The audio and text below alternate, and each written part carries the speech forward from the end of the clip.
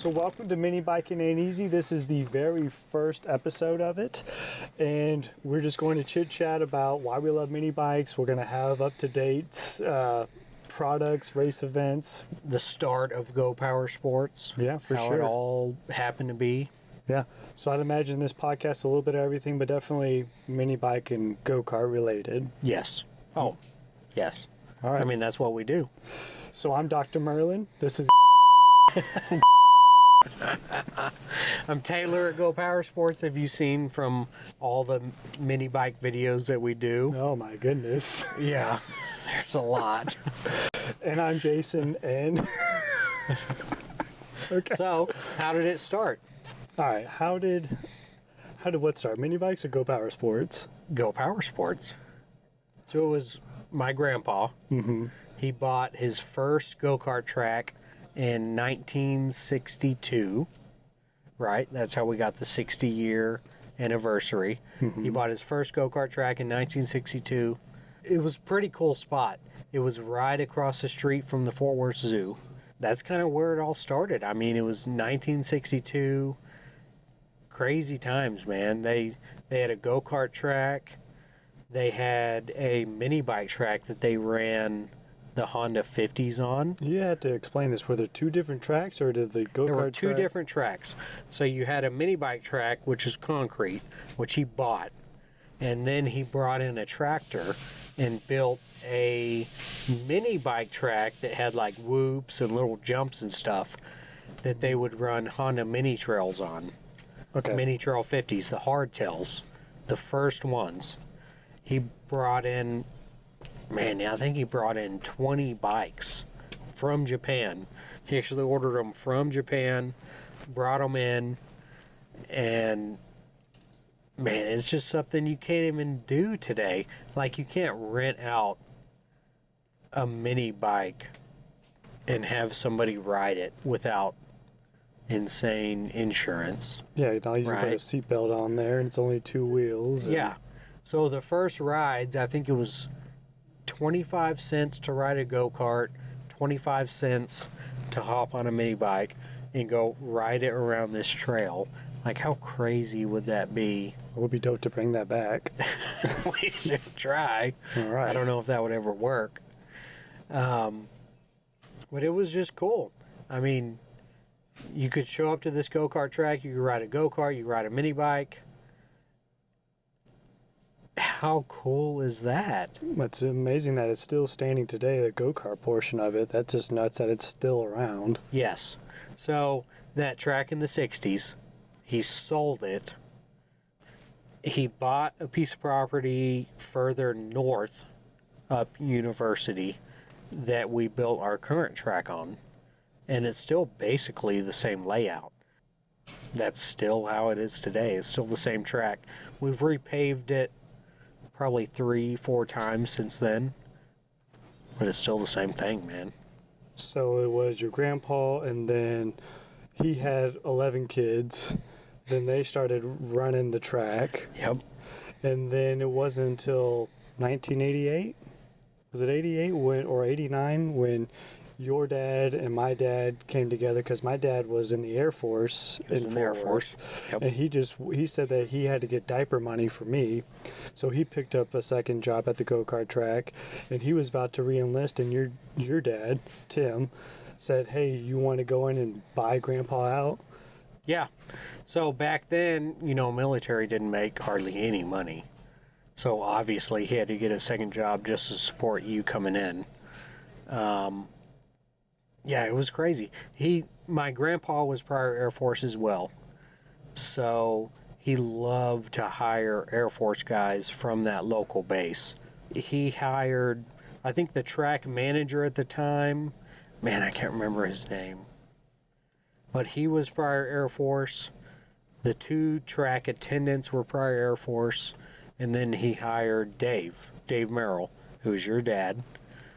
And he came in, him and my dad, Tim Yoakum, just hit it off. And from there, they were building clipper carts. So I think my dad was building the clipper carts, the bumpers, And then your dad was mainly out running the go-kart track, running the business side. And from there, I mean, they just grew the go-kart track to an astronomical business. And they just grew it to what it is today, man. So that was 88, 89. That was still going. And then they started picking up. Which I was born in 89. You were born in 86. 86, okay. And then, so the track was basically my daycare growing up. I would just put on my boots and just walk around looking for loose change in the tires and whatnot, or in the car seats. Funny story. I would, every time I was out, I was basically there every day of the summer. Every time I would ask for a drink or a Coke, a water, anything, he'd say, go out there and walk around the go-kart track and find some loose change. So I'd have to go find money in the seats or around the go-kart track, find some quarters, and go buy a Coke. So did you ride dirt bikes down there? I did on the outside skirt because then at 7, my dad bought me my first Honda 50. And then so there were some jumps out there towards the back. Was it like a modern 50? Did it have like the skinny? No, it was fatter tired. It was like the orange, blue seat. Okay. Yeah. That was mine too. Yeah. Mine was like a new 50, what I thought was a new 50. And it was the old school 80s model. Yeah. It was still a soft tail, but it was all orange and blue. Just, man, I wish I could find that exact bike that I rode. I wish Dad never sold it. Yeah. So what's the craziest thing you saw growing up at the track? Oh, fights all the time. There were tons of fights. One of my favorite stories is, well, besides family feuds between my dad and all his brothers, where they'd get in fights all the time. But Bob Baker, we hired him when he was in high school. His first day at the go-kart track was on a Sunday with your dad, Dave Merrill. And there were these guys. So the timer goes off, right? And you had to pull back into the pits. You were supposed to pull back into the pits. And these guys didn't want to do that. I think they went to TCU. I think they were, do whatever you want to do kind of thing. And they're riding around. The bells just keep going off. And Bob is out there in the middle of the track trying to get these guys to pull in. So Dave, he goes into the shop. He grabs a big wrench. I think it was an 1/16" wrench. So it's a big piece of solid forged steel. He goes out onto the guardrail, and you know your dad. He's good at frisbee. He's good at, what does he play now? Golf. No, racquetball. Yeah. He's really good at racquetball. His hand-eye coordination is unbelievable. So he takes this wrench and he chunks it right in front of this guy's cart. And like, you think nowadays, if you go out there and throw a wrench at somebody, that you're gonna get sued. Like it's gonna go downhill from there. So he chunks this wrench at this dude, and on the next lap, they pull right into the pits. They hop off the carts and leave like nothing happened. Oh my goodness. Yeah. So that was that's just a cool story to hear about how times used to be, how they are now, and it's completely different. I think the craziest thing I saw, because like it was daycare, but we would be up there till like midnight on weekends just because everyone's riding. But I'd sit up on the roof and watch people just race around, and I saw someone take the cart up on 2 wheels around one of the corners and just making sparks between the wheels and the bumpers. That was nuts. I think that was one of the nuttiest things I saw. That was my scariest time. I ran that go-kart track for probably 4 years with a guy named Scott Easton who used to work for us. I think we saw somebody come up on the carts used to be a lot lighter back then, so it'd be a lot easier to get them up on 2 wheels. But nowadays, if you see it up on 2 wheels, you're like losing your stuff. You're like, this is about to go bad. So we saw that a couple times, but No. nothing like back in the day. No. Now, you had a concert down there, didn't you? Yeah, I think my I first remember ever show. being Yeah. like 7 years old. Wait, You're that not would that make much. no, that would make You would have been you. a teenager.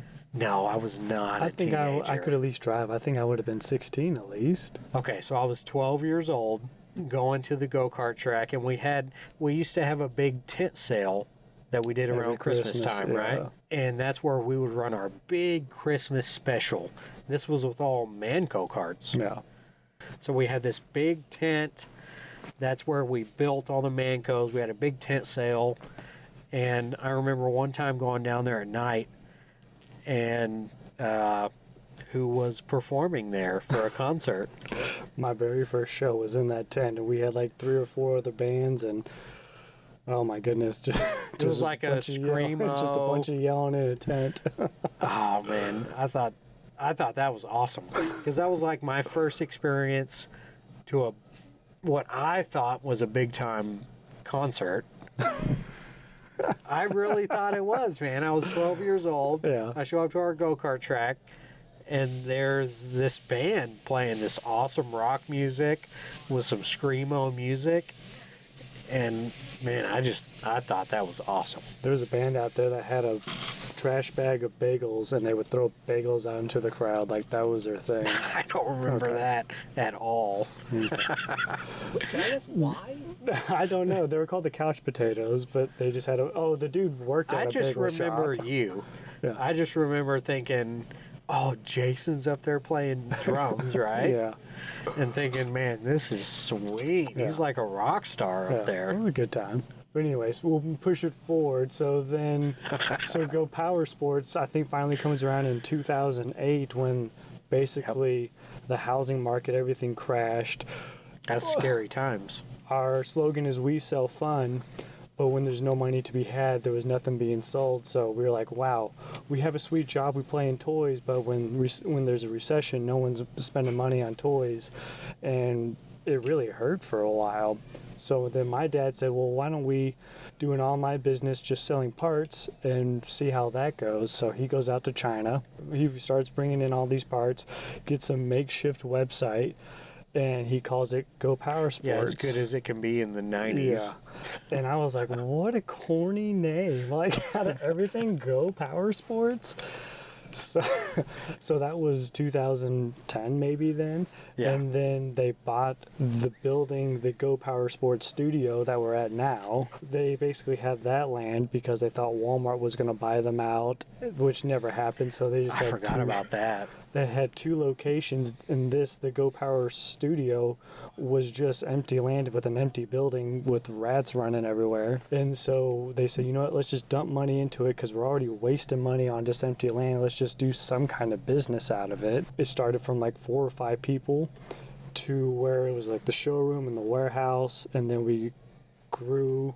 And then we added this back warehouse, and then we have a second warehouse, and now we have a third warehouse as of last week. Man, it's crazy to think what it's come to. Yeah, we went from like an easy 5 to 10 people inside of this little building to where we now throw company parties to where it's over 50, and it's nuts because it's still growing. Yeah, I think it is. I think it's almost exactly 60 employees, including warehouse, what we have here, and then Rockwood. Yeah, Rockwood's a consistent eight guys. Yeah. Pretty much. Dude, that's crazy to think about. and now we're back to selling fun. Like, yeah, we're at work, but we truly sell fun because we sell go-karts and mini bikes, and it's just people just tooting around, having a good time, racing each other. This podcast is brought to you in part by Tillotson.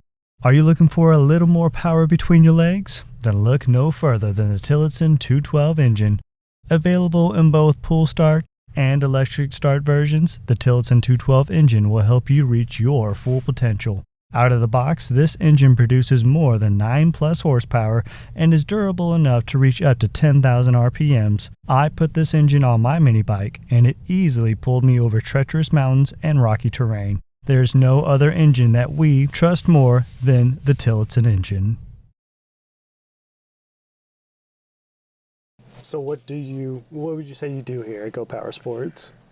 Pretty much in charge of the R&D department, which we come up with all the new products, we test. I mean, we're trying to push the Minibike and Go-Kart scene as far as we can. Nice. And what I do, I would say I do your website stuff, your design stuff, your marketing, I guess marketing umbrella. Anything that you see GoPowerSports wise, that's usually got my hand in it. And luckily I got a bunch of talented individuals to help me out with videos, photos, design work. Even though it stems from my head, they're the people actually making it happen and putting it down on paper. And dude, the merch. Yeah. The Get merch yourself some stuff, merch. man. Yeah.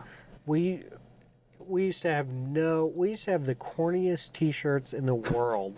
And then when Jason came in and started taking that over, it just, man, tell us about some of that merch. It's incredible. Yeah. So basically, when I was in a band traveling around, I ran the merch for the band, so I already had that mindset. And so when I got here, I was like, how do I take that corny GoPowerSports logo and whatnot and make it look dope so everyone would be like, yeah, I actually want to wear that, and all the employees want to wear it. So yeah, I have a talented guy who does stuff with like Harley Davidson and a bunch of the motorcycle people. I basically come up with a crude drawing or a crude idea, and he takes it to like 1,000 levels higher, and I'm very appreciative to have just awesome designers. And it's around funny, me. that's one of our biggest fights is all the warehouse guys, all our employees are always trying to get the merch. Yeah. And we're having to cut them back a little bit. Like, we need something for inventory here. Yeah. I know this stuff looks awesome, but It's a good problem to have, and I don't care if they wear it, because if they go to the grocery store after they're done working and they're Yep. wearing the stuff, it's getting the name out there.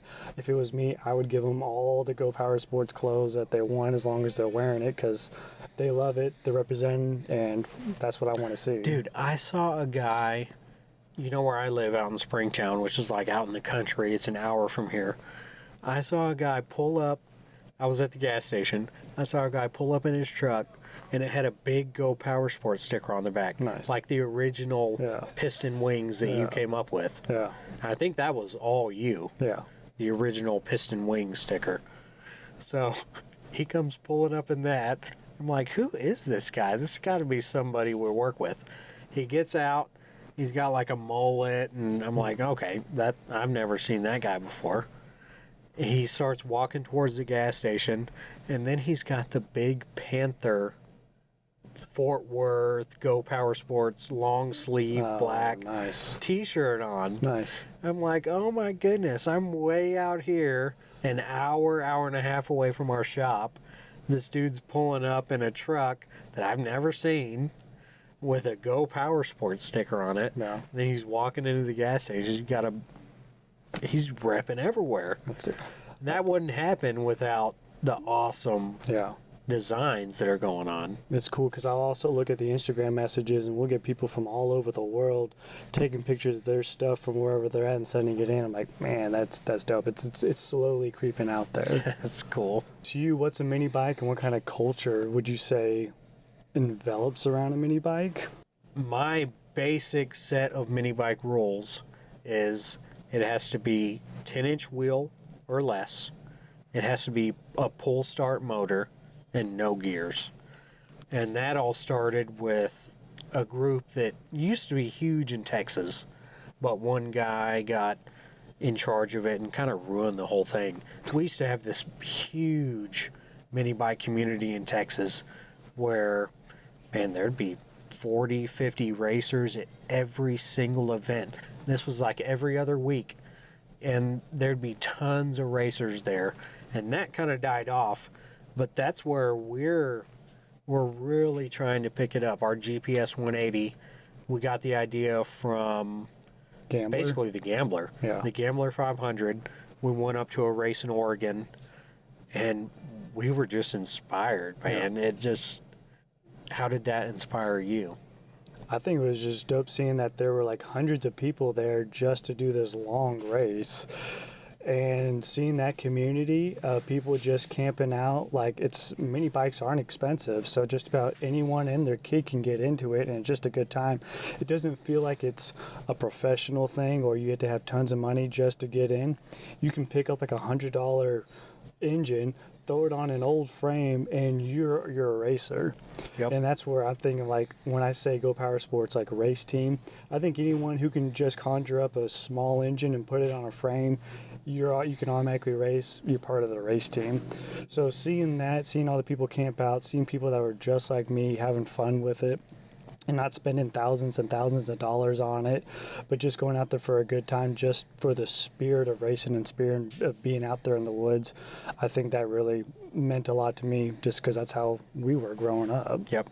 So we were at that race, the Gambler 500, and we had the fastest bike there by far. If it was just a short race, we would have smoked everybody. But we had so many issues. There were some hill climbs, there were some rough rocks, and we kept throwing chain, we kept flying off the course and wrecking. We had the fastest bike there, and it didn't work out. Chain kept popping off. So go to our first 180, which was last year. We didn't have the fastest bike, and we still won.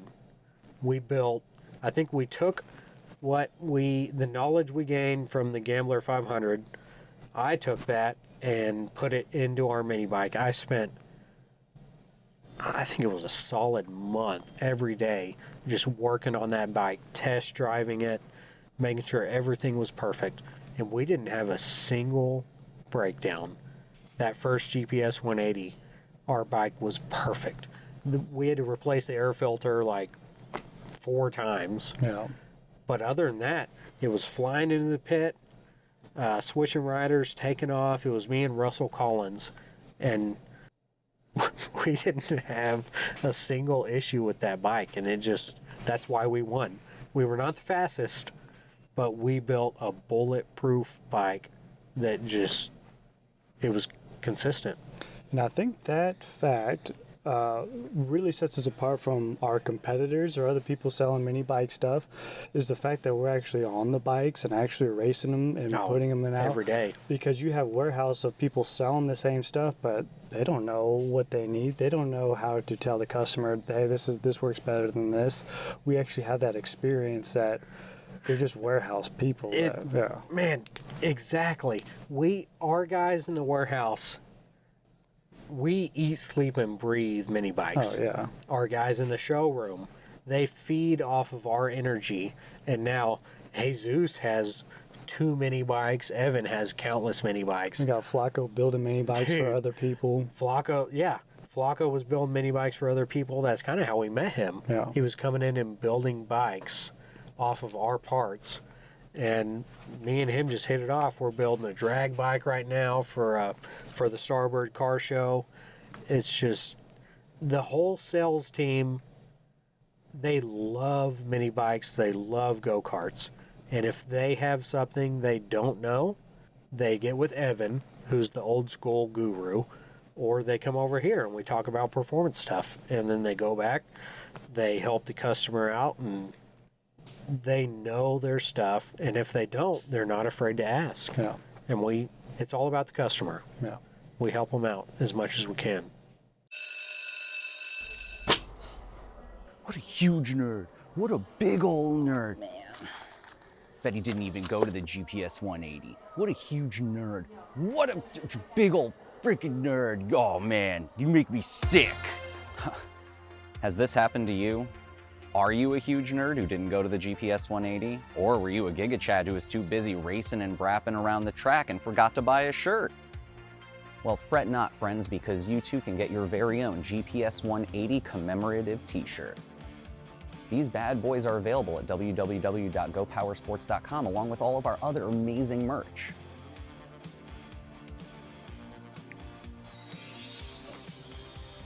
Whoa, cool. Whoa.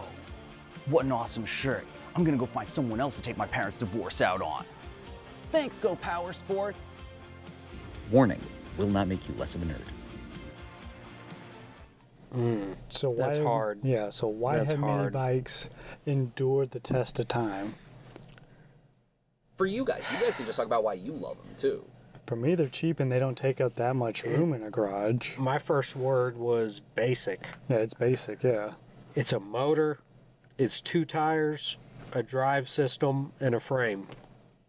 Yeah. I mean, that's it. And motorcycles are cool. We both have owned motorcycles in our life, and Yep. those are fun to go over 100 miles an hour We're and race those around. what I would call 2-wheel guys. Yeah, I'm all about 2 wheels. Yes. Bicycles. We've done go-kart racing. We've done the Yeah, off-road and that's go-karts fun. and all Yeah, that. for It's sure. a ton of fun. But it all comes down to it's just 1 motor, 2 tires, and you're rocking and rolling, man. Yeah. It's, To me, I think chicks dig motorcycles and mini bikes more than the 4 wheels, and that's the reason why I do it. oh, So they love the 2-wheel stuff. that's the reason why you got 4 kids, right? Yes. 4 kids. How many do you have? Just 3. 3. But still. 4 soon. Yeah. Oh, please don't make that happen. We'll see. So even from the 60s, I mean, it hasn't. You're right, Zane. It hasn't changed much at all. There's a torque converter, which is used on like off-road or 100-foot or 300-foot races. But for the most part, it's just a basic metal frame. It's a motor. It's 2 tires and a drive system. You have so many different varieties. The drag guys, the drag scene's huge in Michigan, California, Florida, really all along the East Coast. Georgia's really picked it up, Louisiana. The drag scene is really big. The off-road scene, I feel like, is bigger because there's guys who ride off-road bikes all over the country. Yeah. They might not go to the drag strip and film it, but based off our calls and based off our sales, I feel like the off-road scene is just huge. Yeah.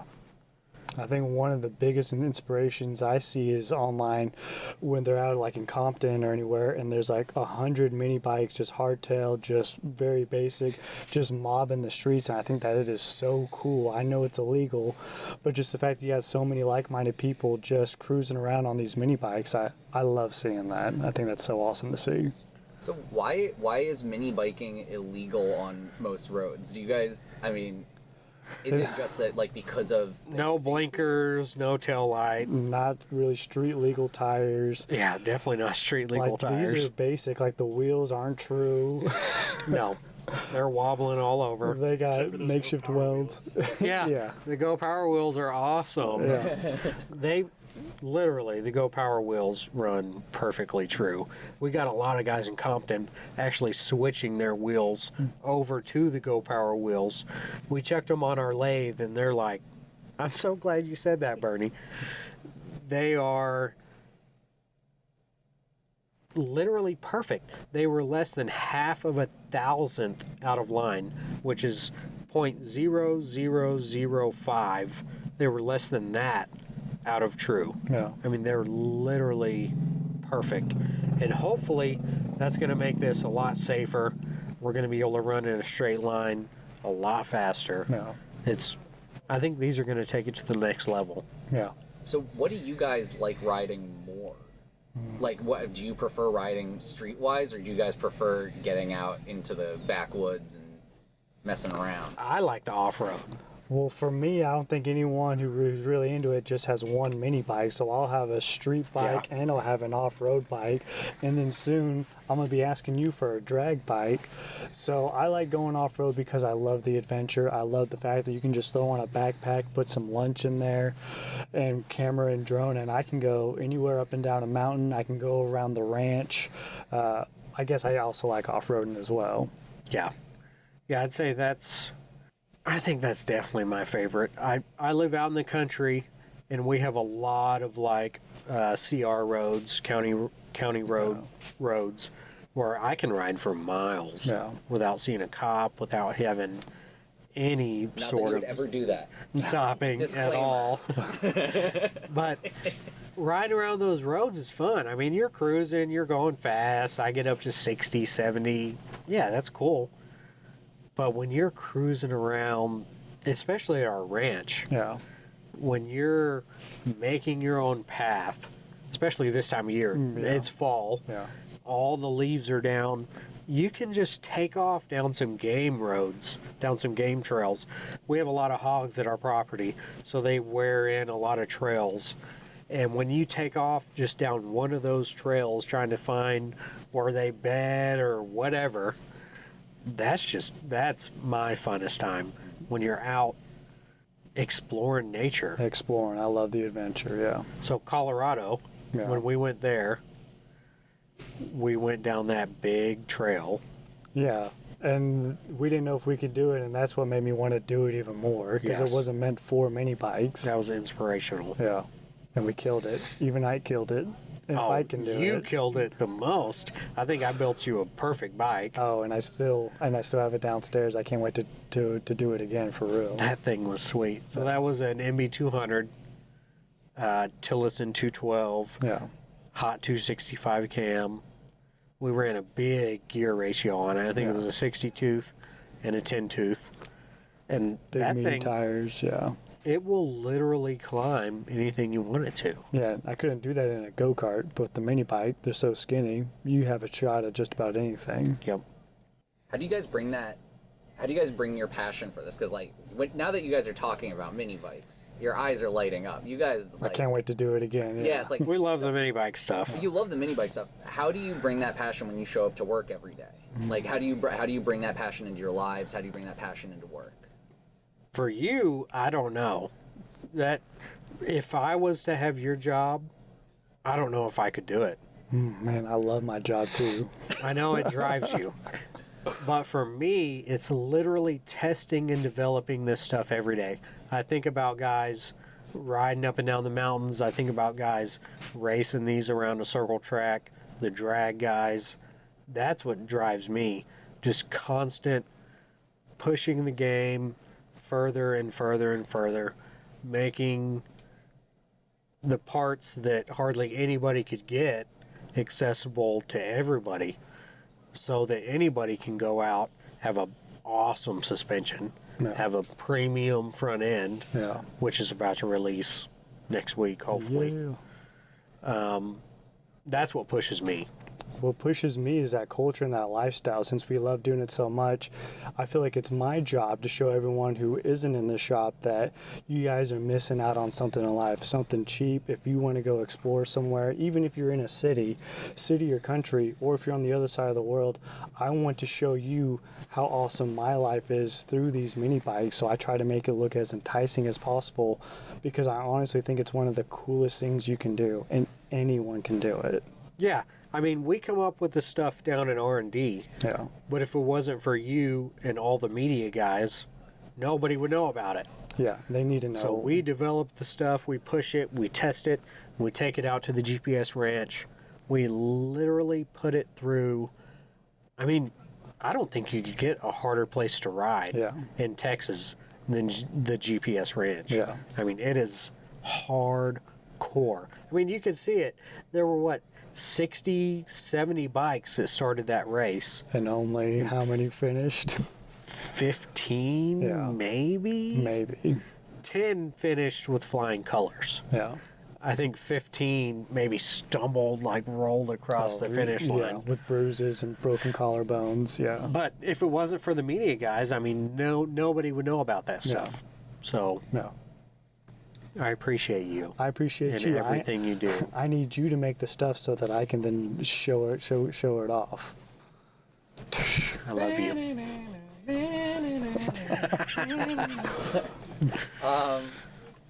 So I wanted to ask, just jumping back into, because you talked a little bit about GPS 180,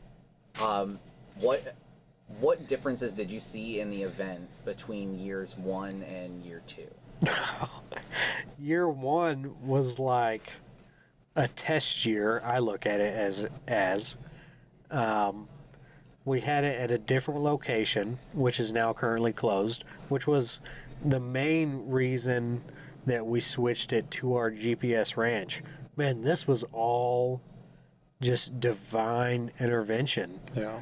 We had it at a place called Texplex, which is now closed, and then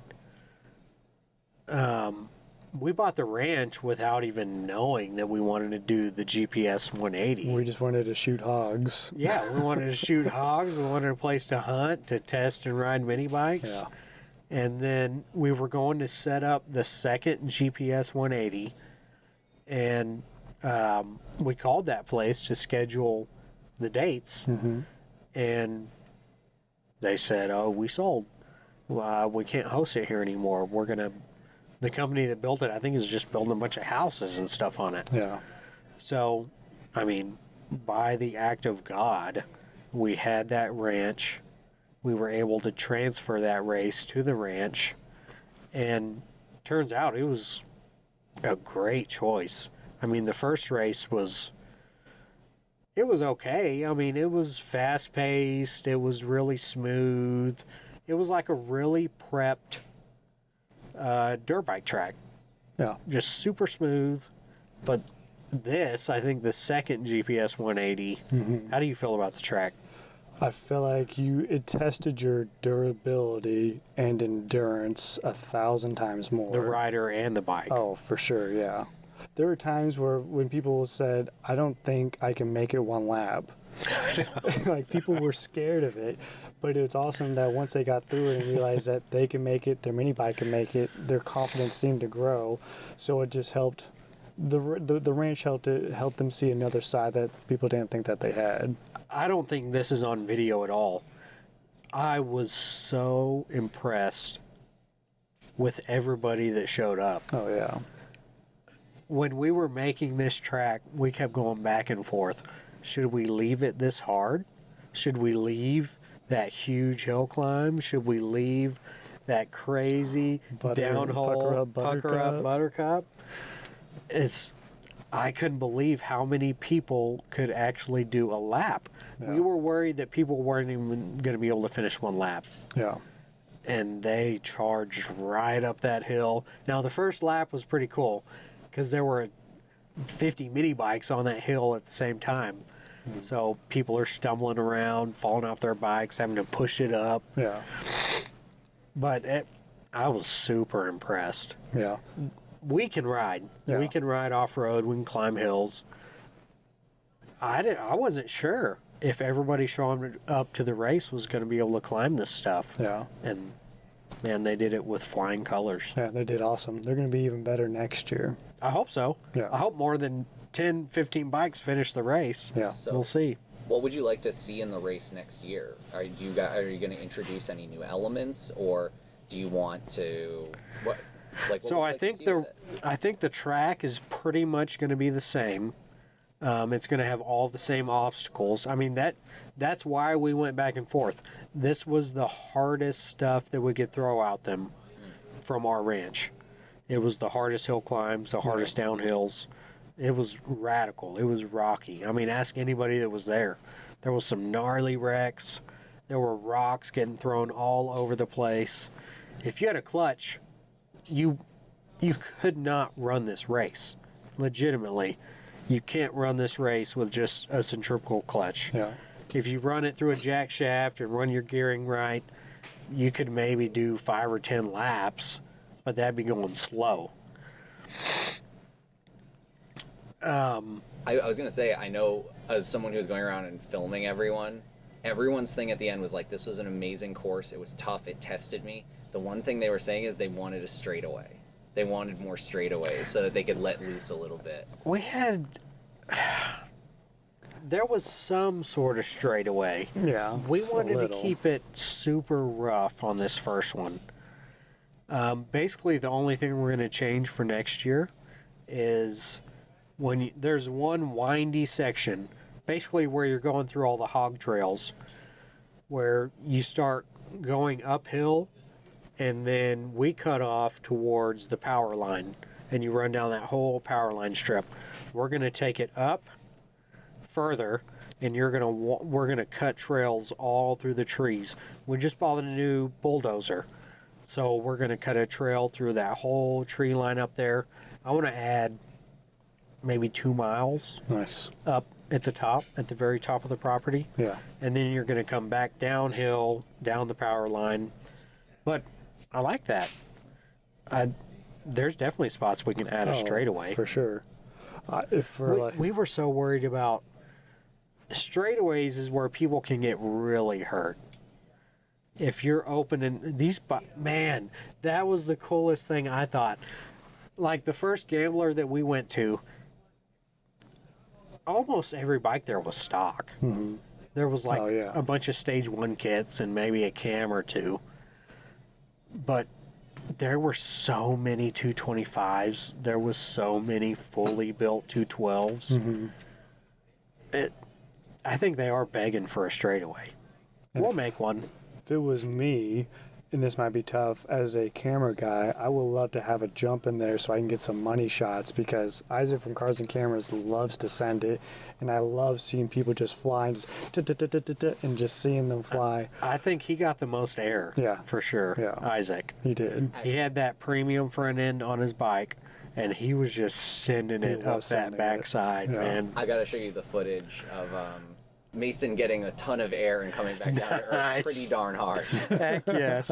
Dude, and they're from Georgia. I mean, they came all the way for this mini bike race. Yeah. We need to count up the states that we had. I think there was 10, 12, maybe 15 different states that were presented in this race. I mean, that was pretty cool. Yeah. We had people from all over the country. I know there was people from the far northwest.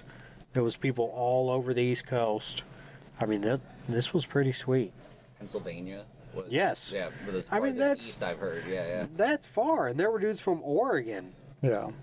I mean, that is cool to see the mini bike community will travel that far. And there's not a cash prize for this stuff. Just some trophies. These guys are traveling because they love the race. They love... And it was the community. Yeah. Oh, no. That was my favorite part. The camping, the fire pits. Yeah. The night before the race and the night after the race, we had a bunch of firewood cut up.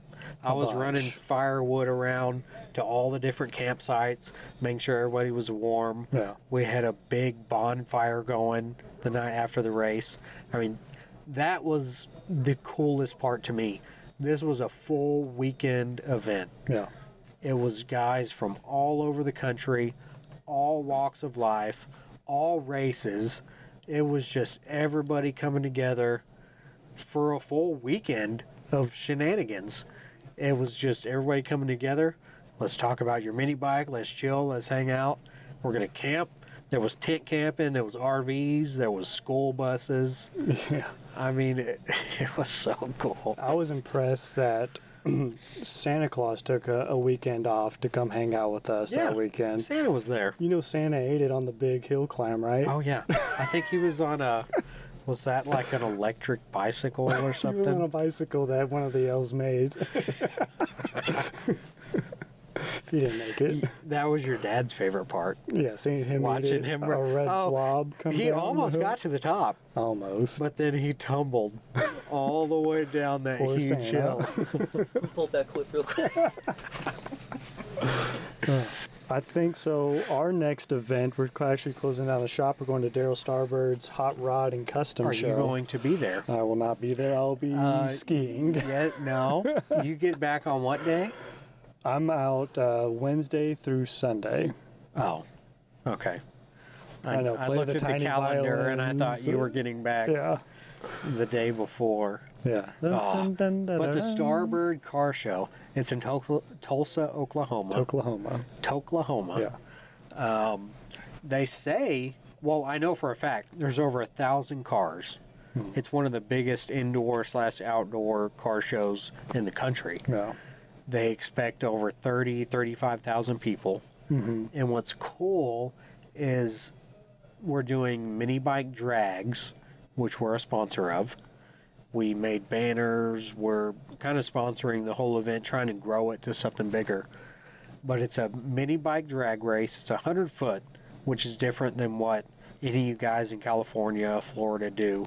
Most of you guys do 660 or quarter. But we're doing a 100-foot drag race. Maybe it'll be bigger in the next year.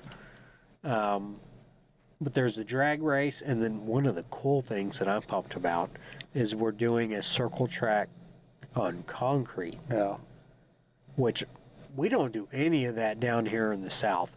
I know some of the northern states, they have an indoor show where they do circle track.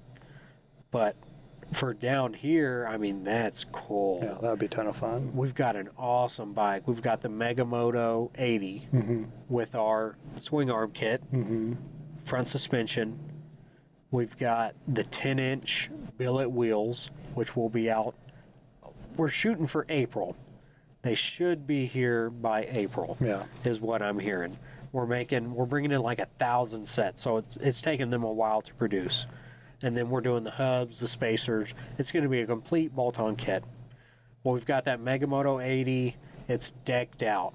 And then we got Rick Watson from Busted Knuckle Builds. Yeah. He's going to meet us there, and he's going to race this thing. Nice. So in the circle track concrete race, we got Rick Watson on this awesome mini bike.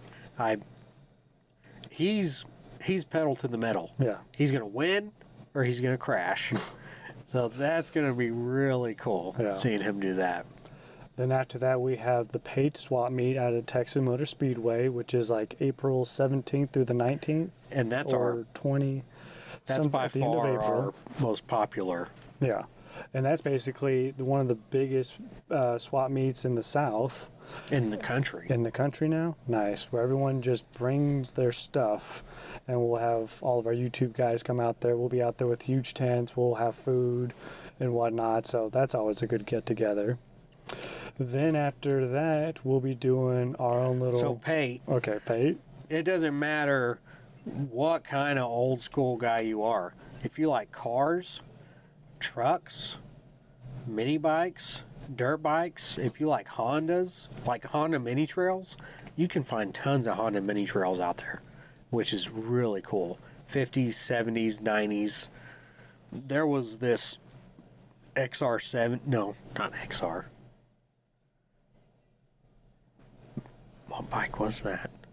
It was a Honda XL70 that I saw this past year that I wanted to buy so bad. I saw it on the first day, and then I swung back by on the last day, hoping it was still going to be there, and it was gone. Yeah. After that, we have our first ever mini bike show, Full Start Picnic. Full Start Picnic, baby. And that'll be at the Rockwood Go-Kart track, and we're going to have people from all over the U.S. come on over. I just secured guys from California. Yeah. So we got California for sure. And you basically bring like your most awesomest bike. We got off-road, vintage, drag, And micro. and micro. Wild style. We need to talk about that. Really? We're going to modify some of the classes. Yeah. Oh, gotcha. We want to keep it to 4. Okay. So we got the off-road, vintage, drag. No, there was 5. Micro and then open. I don't know what kind of name the it is. open. Open The category, open yeah. is the wild That's style wild that you're style. talking Oh, there about. we go. So micro, open, wild style, drag, off-road, vintage. Yeah. It's any class of mini bike anybody could have. Yeah, if you have an awesome mini bike or just a mini bike, they should definitely come on out. That's going to be dope because we're going to have guest judges. We'll have a GPS pick. We'll have fan favorites. So if you're just showing up, you can drop a ticket and say, this bike's the dopest, and they'll get a trophy as well. Hopefully we'll have some cash prizes or credit prizes or parts prizes. But we'll have picnic style food, kids sack races. We'll be flying kites. You can fish the Trinity if you really wanted to. see. We don't eat that fish though. And not even bringing, this into it, but it's at our go-kart track. It's Oh, at yeah. Rockwood Go-Kart track. Ride go-karts all So day. the go-karts aren't for free to go race, but you can go ride go-karts if you want to. We got the mini golf course. We're going to have cornhole, Yeah. food trucks, Oh, all day. definitely a taco truck yeah. being here Yeah. in that part of Texas. Yeah. We're going to have an awesome street-style taco truck. Yeah. Are you gonna bring them from California to have good tacos? Oof. No, we got that covered. I've been to California. I couldn't find a good taco anywhere in that state. You ever heard of Del Taco? Yeah, I know, dude. No, these are legit, Zane. I'll take you down to the go-kart track next week. And That wasn't we'll a check Zane it out. impression.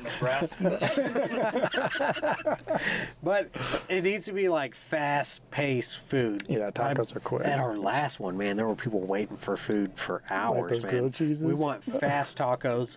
We're talking about having like a by the slice pizza truck. Oh. So it's just you walk up, you get your slice of pizza, and you're ready to rock and roll. I'm hungry now. We should get that meatball truck guy, the meatball bus that's always out there. We should get him Right to over sling- here can in he our sling parking some lot? balls at the Pole Star picnic. I've never seen that thing move. so- Oliver said that too. Really? He's actually talked to that guy. Nice. He does a lot of stuff. I think he does like barbecue style stuff. Yeah. But he does like subs and sandwiches, Yeah. which everything's pre-prepared. He doesn't Throw it just together. Put them into their hand. Yeah, he kind of dumps it into your hand. I think Zane's having more fun than we are back there. Sorry. But I think the last event is then the GoPowerSports 180 on November 11th, 11/11. That's my bread and butter. Can I race this year? If you don't get hurt, I think you're just a liability at this point. Yeah. Because We'll we need see. you doing R&D. Because if you go down, then no new parts. I want to race in the 180 though. Man. To be honest, so do I. Well, at least I want to do a few laps with a camera on. Winning that first year just fed my hunger to beat everyone In the world. every single year. Yeah. It just Reclaim that. it was that- awesome. Yeah. It stinks you couldn't race this last one, but We'll see if they'll let me race this next we're gonna one. We'll put you. see. Yeah, we'll wrap you full of foam. Yeah. Yeah. I mean, I still have a broken back and broke my collarbone this last year. Broke this collarbone over here where it connects to my shoulder. Yeah. It just You're more mini machine bikes than have man at this point. mini bikes have been tearing me up. Yeah. It's kind of a love-hate. Yeah. What? Oh, were there any hard feelings amongst mini bike people when you for the first GPS 180? I don't know. Were there? Yeah, I mean, I haven't been on social media in a while. I believe the North Texas crew, mini bike crew, distanced themselves because they didn't like the fact that they lost. I don't know. I think that was kind of a different issue. I need to reach out to Albert. Yeah, and see we what. actually loved it. I had no issues with Albert, so it actually hurt my I heart don't. that people. He hasn't. I haven't seen him here in forever. I know, like it and wasn't he's our supposed to heart be in charge of one of the biggest mini bike crews in Texas, and Yeah, and we have no. Yeah. Albert, hopefully we're still friends. I have no qualms with you, and if you actually want Taylor's trophy, I'll grab it off his desk for you. no, that's mine. That's mine and Russell's. But yeah, it's never our heart to ruffle any feathers. I mean, if you have a mini bike, you're my friend. I don't care who you bought it from. It's like we're all part of the two-wheel Yeah, family. dude. So So it all started with Texas Outlaw mini bikes, and I don't really know that whole story. I was sad that also It's disbanded. a bad It's story. not We're not. Yeah, Right, we're not going to stay get into that. tuned. Yeah. But I mean, yeah, Albert, please come back and see us. Yeah, let's help each other out. I was like the first sales guy that helped you in the shop, and we haven't seen you in a while. I don't know why you weren't at the 180. You should be. Get closer to the You're camera. one of the premier mini Can we bike do a riders close-up? in the whole state. Yeah, We miss you. I do miss him. drop a tear. Him and Russell are tight. And me and Russell are teammates in the first race, which we won. And I don't think I've seen Albert since then. No, Which if you claim to be one of the best mini bike people in the country, you need to be at GoPowerSports, especially if it's in your back door, oh for sure.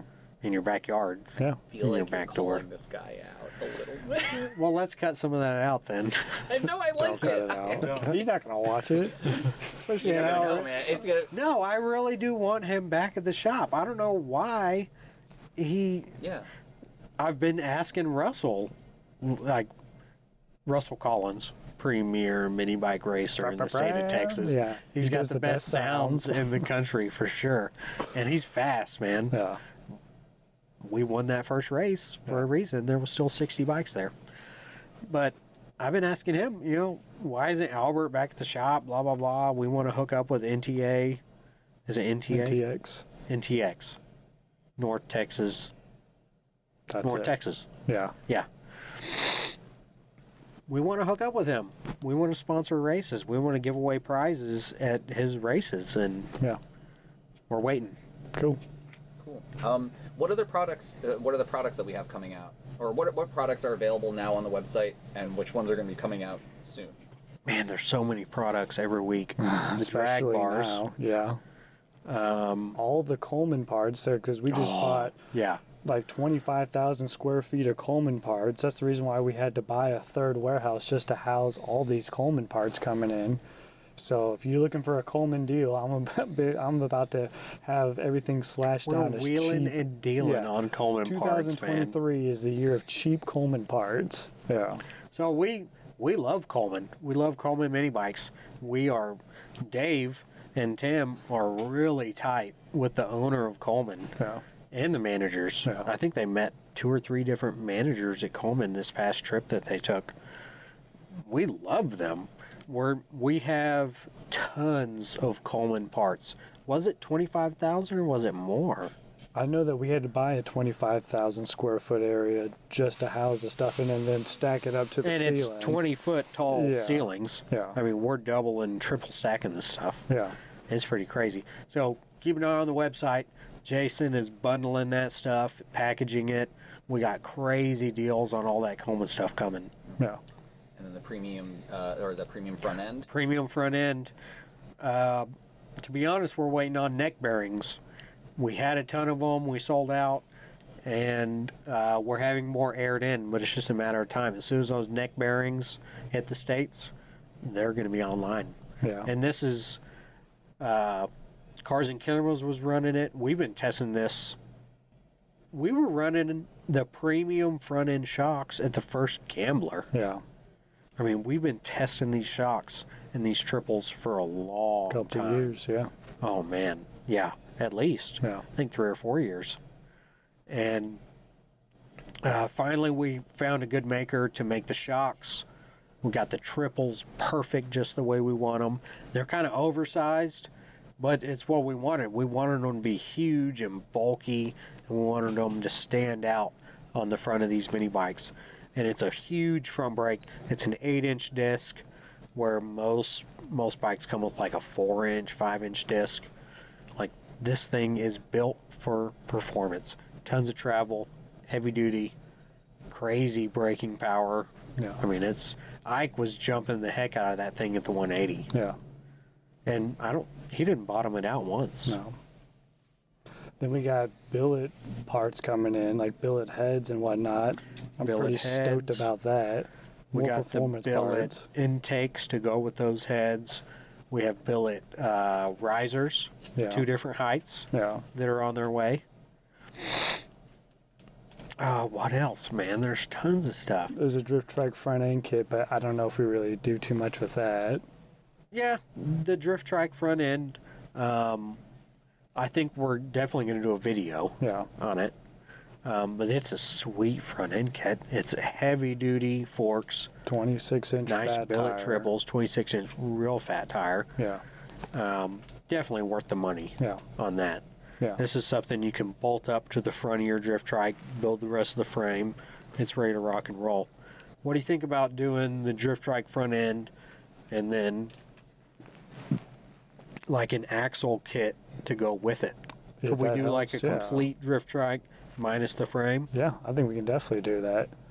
And I think one thing you alluded to before I stopped you was there's a Megamoto 212 rear suspension Yeah. kit. So we have the 80-105 swing arm that we did, which is a huge success. Yeah. We can't even keep that thing in stock.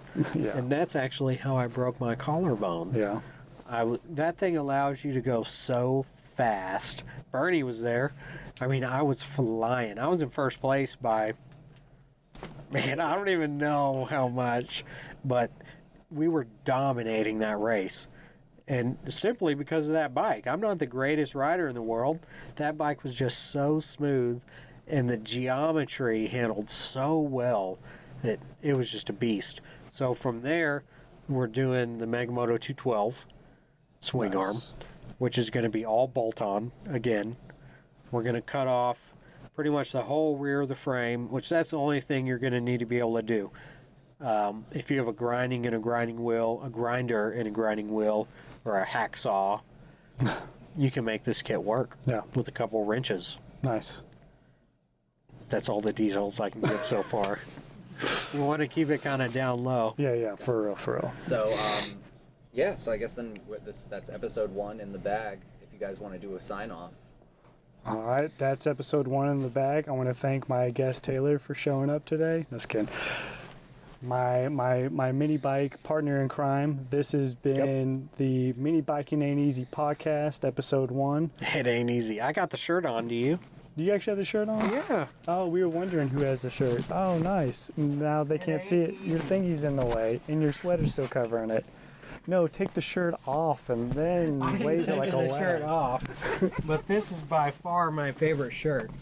We learned this saying from a mini bike guy in Michigan. Yeah. A hardcore mini bike guy. Give him a shout out. Because I don't know who it is. Sam? No. Okay. Okay. Your mic. You bundled it. Oh no! Battery. Anyway, yes, that's about time to end this. So what did we agree on for the ending? We were thinking Later on, race team and ride on. ride on, stay fast. Stay fast. All right. So that's it. So that's it for today, race team. I want to tell you to ride on. Stay fast. Bye. Bye. Just like Smileys. All right.